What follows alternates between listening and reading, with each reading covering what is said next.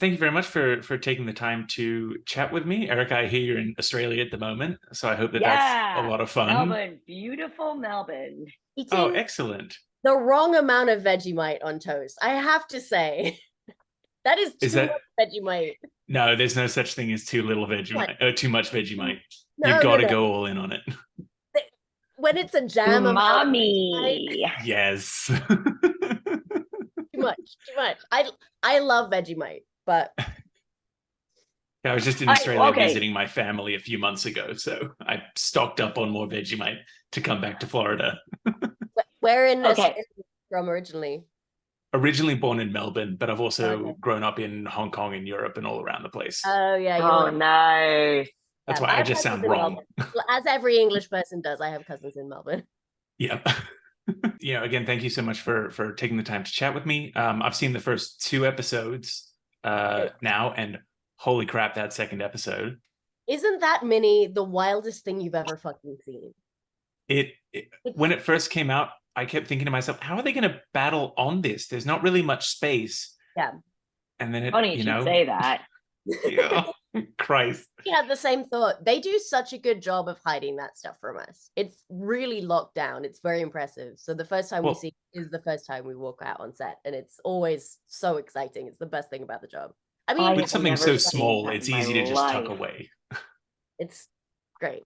A huge part of making tabletop characters is being able to build their outward appearance and how we can really get an idea of who this character is based on what they look like, how they dress, everything. When it comes to stoats, though, and non-anthropomorphic, non-clothes wearing stoats, what was the approach that you guys took to designing the look of your character to convey their personality? I think my email just said like kind of redheaded, messy head with a gap tooth that you can spit through. The artist did such a good job. I can't remember her name. I'm sorry. Annalise Jensen, who Thank actually you. is Yes, you that you just here met. in Melbourne. I just met her at PAX. We didn't know that one another were going to be here. Oh, great. And she's great. Oh my God. She did such an incredible job. Jason's so cute. So cute. I love A. I mean, all of the art is so good. But yeah, she like her first drawing, I was like, yep, yep, you got it, you nailed it exactly. I have no notes. I don't know what to tell you. You're incredible at your job. You're amazing. You're perfect. Yeah, I wish I Um, could give you notes because it makes me look unprofessional when I don't. Fail. it makes it seem like I'm not paying attention and just be Yes. like, yeah, that. Yeah. The only note I had was for the second draft was Um. even angrier.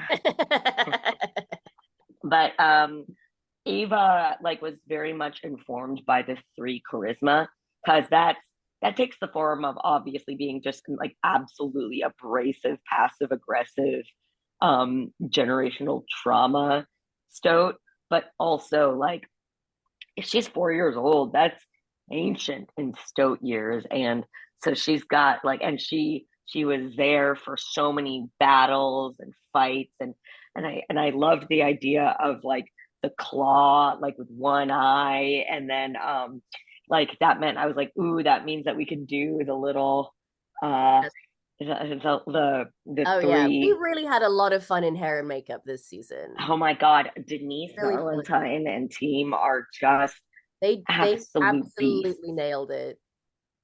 They're so good. And like just I love them so much because they just bring such a good energy to like you're sitting there and you're like, well, I have to improvise for 8 hours.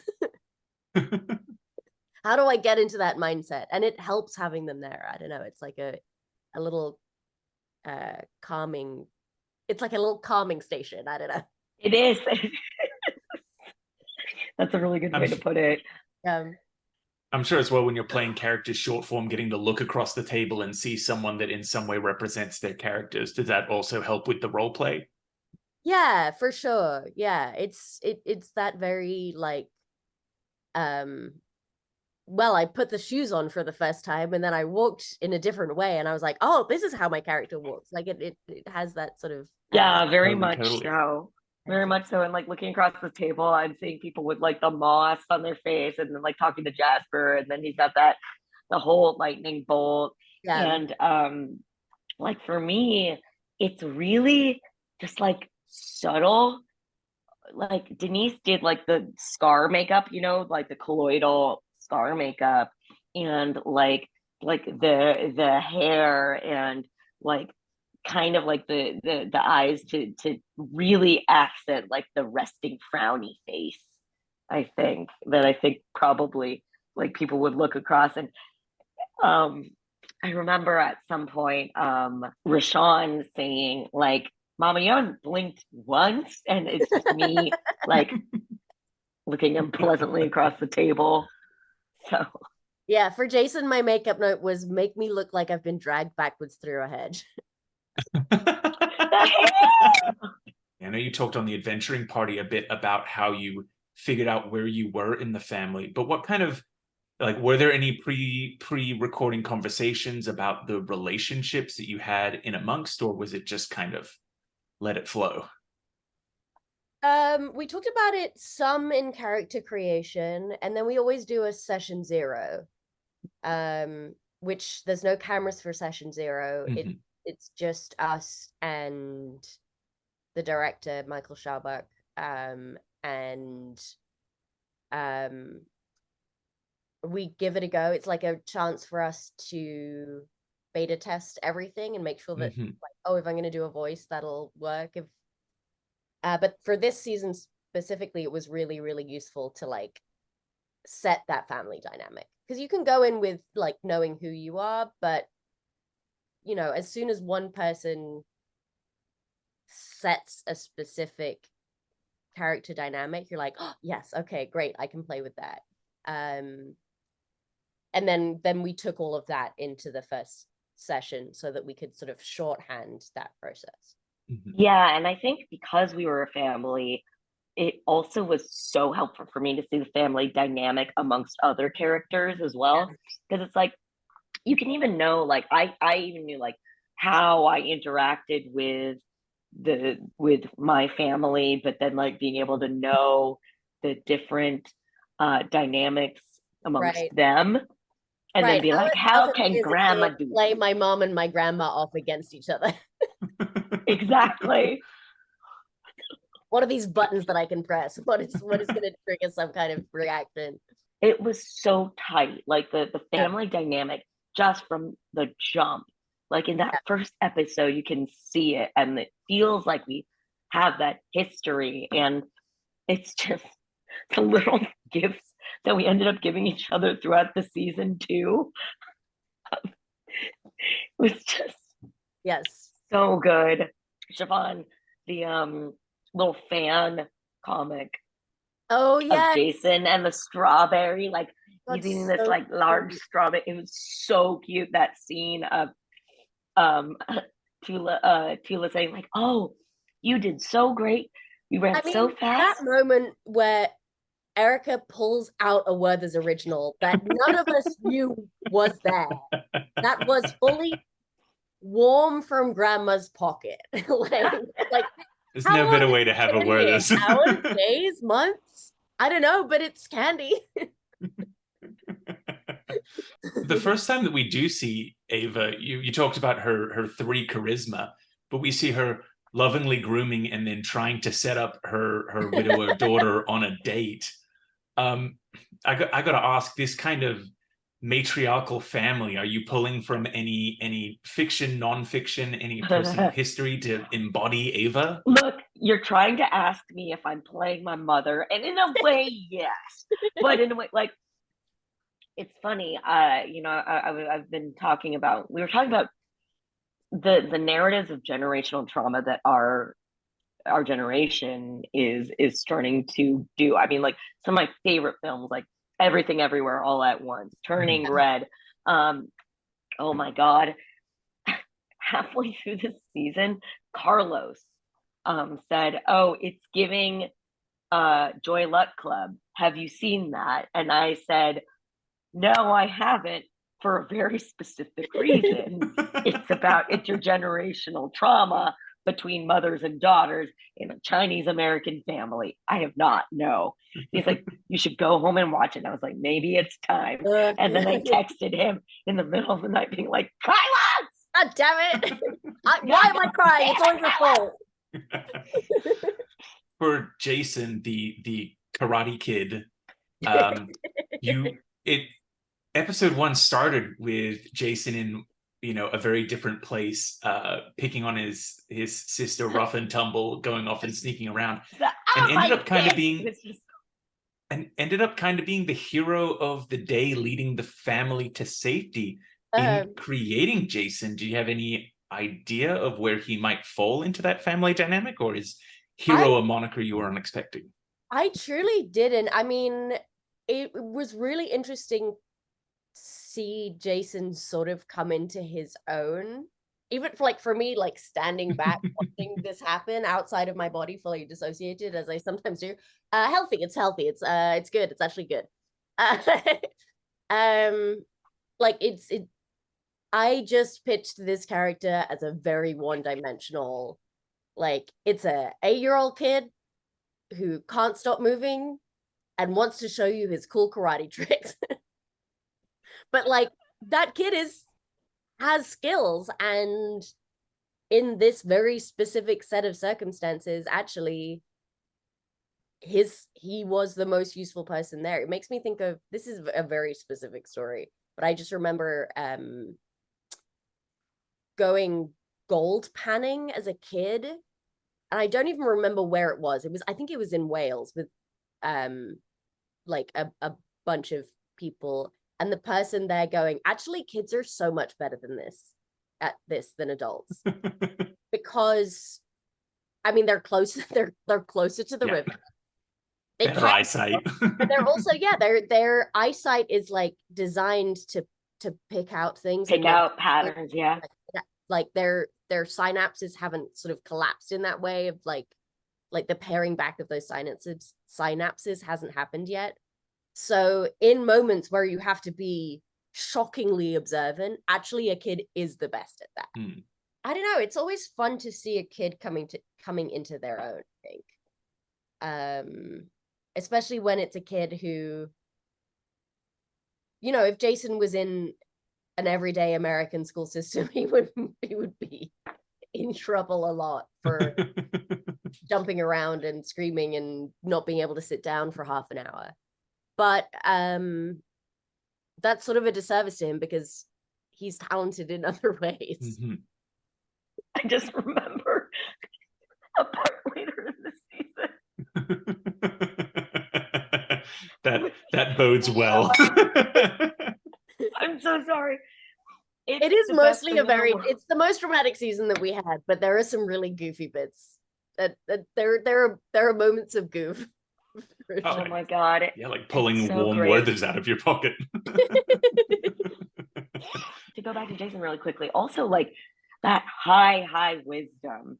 Yes. And in some ways, I think even if that wasn't top of mind and character creation, it some ways feels because a lot of the Tula and Viola generation is so wise and and of course would want to nurture that in Jason and well, and that's sort of the way that I played or justified to myself having a 20 wisdom was there's something about kids that age that they see everything and they notice everything and they can react faster than any adult. In the way that you're not allowed to do Olympic gymnastics under the age of 15 because you'd be too good at the gymnastics. It wouldn't be fair to the over 15-year-olds if they let a 9-year-old in, because the 9-year-old can just be flipping and jumping around because their bodies are small and their bones aren't fully grown, they're mostly cartilage and they can just monkey bar around, so that's sort of how I tried to play him having that high wisdom of he's very in touch with everything that's going on around him. That's fantastic. It's that wisdom. ADHD wisdom. Exactly. It is where it's recognition. There's something bad happening 3 miles away and I can sense it. Right. Or the thing of like you're talking a mile a minute and like to your friend and everything, and you're like going here and the other thing, and you're like, are your parents getting divorced? You know, like just like and it's like, whoa. How did you know? Oh. To go from such a wholesome start to everything immediately falling to pieces in every aspect of the life that these stoats know, what was that like sitting there at the table and watching this happen? There were just so I mean, like, buddy, get ready for the rest of the season. I mean, like, if like that trauma at the end of episode 1 and the bear didn't do it, like if that wasn't an indicator of the things to come, like, holy cow. I've gotten the same warning from Rashawn. that oh yeah, I just so immersive. Got to give Aabria her flowers on this one, because she did such a good job of making it feeling so like sweet and cozy at the beginning, so that when everything suddenly fell apart, it was really genuinely jarring. Of like, but I just was being told a bedtime story. What are you talking about? What do you mean we're running away from our home? And Aabria is so incredible at laying out the stakes on the table in a way that I think is not necessarily the traditional way that they're laid out in tabletop games. Yeah. Her storytelling background is like, she didn't read or watch Lord of the Rings at all. So she has none of that. She doesn't have as hard an attachment to those like sort of like hero's journey, like steps, like we got to do this, we got to do this, we got to do this. It's more that she sets an atmosphere and then can absolutely yank you kicking and screaming out of it into the next vibe. Also, I don't think people quite understand when she was doing the recital or the recitation for Auntie Beatrix of the, you know, she had to time that out in her head. Like she'd run through it once, I think, but like that video was playing and she had to just follow along to it. Yeah, really insane. Just people playing at the top of their game. It's so cool. We've got to talk about the bear. I remember it came out and I thought, that's going to be a weird thing to fight on top of. Yeah. So what was it like walking into the room and then for the grand reveal? Rick Perry and his team really, the game has been raised. You know, like nobody's doing it like them. It is incredible the work that they do. It's so impressive, and they all also seem to have a really good time doing it, which is a relief. Like they just all seem to genuinely love each other. It's very cute over there in the art. It's good in Minnie's land, yes. I mean, obviously that's just such a work of art. Like that is like a museum piece, right? Yes. Regardless of what it was used for. Yeah. But also the fact that it supports storytelling in such a very specific way is like, because we see incredible miniatures and sets other places, but the fact that there's that sick battle map that tells you where the story should go. Yes. And like added to the story. It's not just a cool map. It deepens the world. It deepens the world. And the thing that absolutely just like Aabria and the team are I'm sorry, I can't articulate how impressed I am by the fact that battle map, it explains everything within that fight, but it also, in the way that a really great film does, explains everything that comes after it. Yeah. It makes the things, it builds on, like, you build on that knowledge for the rest of the narrative, and things that would never make any sense any other way. Like the clues were all there. It was all there in the beginning in that bear. It's sort of like in musical theater, if you can't say it, you sing it, and if you can't sing it, you dance it. But every song and every dance should move the story forward. The minis in this season, especially, but always, but I feel like especially in this season, really helped to move the narrative forward. And were really folded beautifully into the story. Erika, I heard from Jasper that you were having a lot of fun touching every single part of what was going on inside it. So gross. It was so good. The textures. It moved. Did you? I because I haven't seen episode 2. I'm assuming, but like the heart actually pumping. When someone notices, they do a hard cut in to just like let it sit and pulse for a bit. And there's lights. It lights up. It moves. These people are geniuses. It was incredible. Like, I love miniatures. When I was younger, I used to make miniatures, like just like miniature things. Like make little swords, like with like nails that I'd hammer down, and just like, that set I'm just in love with. To hear from you and from the last 2 that I chatted with that there's more to come and bigger to come, I cannot wait.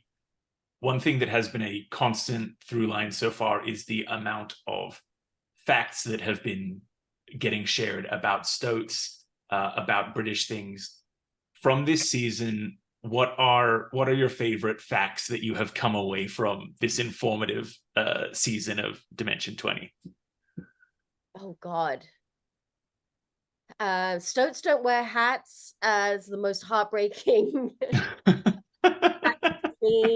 I still believe it can happen, you know. Crows are in a stone age, so why can't stoats be in a hat? Yeah. I don't know. I mean, it's been a while since we played it, so I don't necessarily remember all of the little. There's one that I know that shows too much of our hand, I think. There's one that like is the coolest one where I'm like, man, I wish I had that. You know, but that like is a little bit of a spoiler, so I'm not gonna share that one. But I will say, God, yeah, like everybody being like, ooh, a cozy little burrow and everything. It's like, that's not our burrow. We killed and ate the people who made the burrow. Yes. And also the fact that stoats are so much smaller than rabbits and yet they prey on them is very cool to me. It's like very it makes me think of those sort of reconstructions of early humans, like with the yeah, it's like, well, this thing is too big for me to kill, but we together can hide it off a cliff. Before I head out though, I do want to give you guys a chance to plug what you're up to, what you're doing, and where people can find more of you. Oh God, well, SAG is on strike, so we can't plug those things. I don't know. I've shown a lot of Dimension 20 episodes this year. So continue to watch that. I watched Crapopolis on Fox. I wrote on Crapopolis season 1. I wrote 107. I don't know. Animation took a long time. I'm like, yeah, something that I wrote will come out in 3 years. It feels weird to plug. It's there. It's in the pipeline somewhere, right? Yes, exactly. You can catch me on World Beyond Number with Aabria and Brennan and Lou Wilson. And also, let's see, what can we talk about? Video games are not on strike yet. So that's true. Yet. So Aabria and I are in Starfield. Oh yeah. And hey, it's Indigenous Peoples Day, and Reservation Dogs is still available to watch on Hulu. I had nothing to do with it. I just think it's a great show. A great shout out, yeah.